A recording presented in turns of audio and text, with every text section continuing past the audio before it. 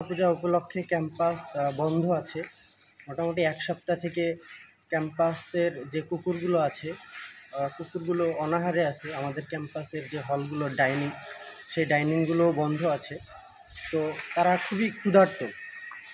2 দিন আগে দেখলাম যে কিছু কুকুর পলিথিন খাচ্ছিল। তো আমার কাছে মনে হলো যে আমি তাদের জন্য কিছু রুটি নিয়ে যাই।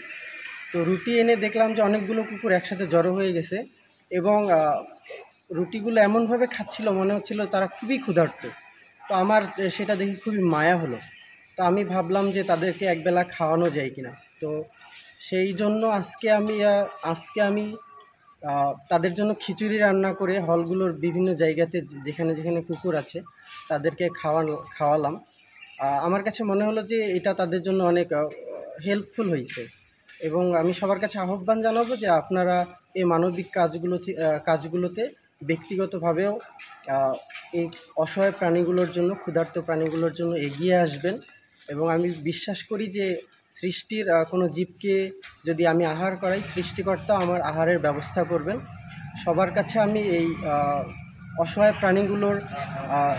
প্রাণীগুলোকে খাওয়ানোর জন্য, এই ক্ষুধার্ত প্রাণীগুলোকে খাওয়ানোর জন্য সবার কাছে আমি আহ্বান জানাচ্ছি। ধন্যবাদ।